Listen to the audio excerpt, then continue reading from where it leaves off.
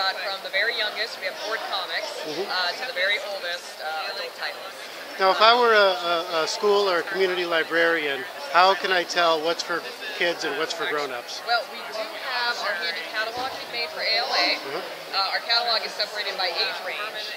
So it'll start with our board comic, which is ages 0 to 4, and then move up the age range. All our newest titles are first, and then we have a backlist in the back that's also separated by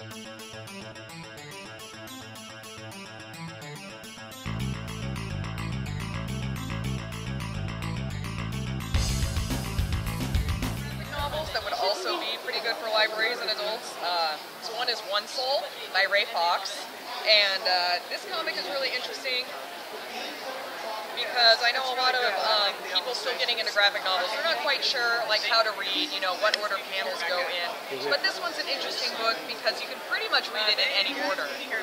So you could read it, you could do one panel and follow it through the entire book, or you can just read it straight, page after page. And it basically follows the lives of, I think it's 18 people throughout history.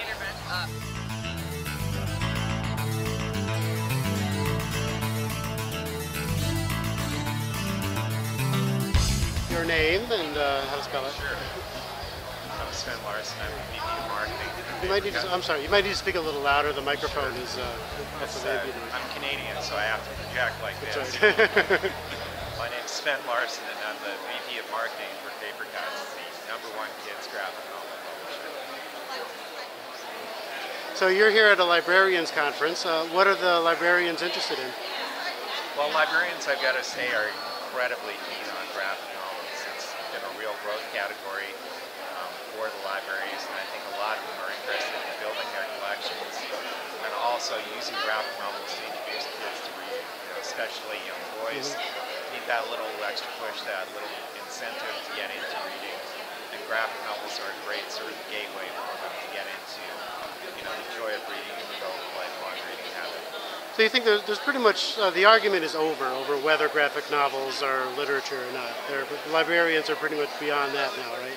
I think for the most part there are still a few holdouts who are like, well, they're not real books. It's like, but I think there's been a big mainstream acceptance of graphic novels. And certainly as we struggle with literacy and we struggle, with communication in this country, as we go to serving a more diverse population of our libraries, graphic novels play an increasingly important role in getting kids not only into reading but also into understanding English. We'll be continuing a number of our ongoing series. This is Ariel, which is my personal favorite of the series that we publish. I describe it as the classic donkey loves cow, cow loves horse, fly loves donkey. Oh, right, of course. Love rectangle. Exactly. It's a cliched story, but it's not very well.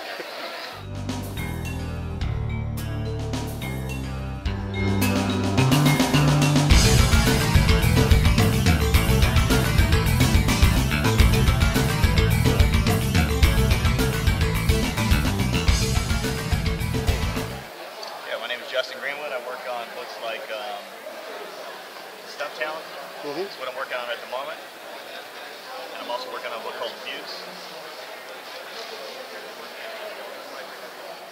I think my style is expressive, maybe. I think a lot about energy and I think a lot about motion. And my biggest, anytime I'm laying anything out, I'm thinking about storytelling, number one. And everything else just kind of fits around that, You're trying to get a sense of energy from the rain. And choosing what direction to make the rain come from, how intense, how to lay out the values. Like you're creating motion here by changing the heaviness of the weight all the way across the page, so it makes this feel very light and this feel very heavy.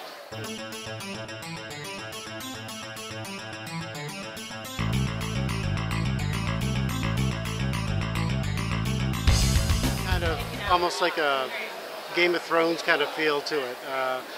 So I do adaptations of the classics, and I like for each book to kind of, the style of each book to reflect the subject matter. And so in the case of Macbeth, we have a very kind of a dark, wet, textural kind of feeling to reflect the Scottish Highlands. As opposed to something like Romeo and Juliet, where we're in, sunny Verona. It's got a much more kind of Mediterranean feel.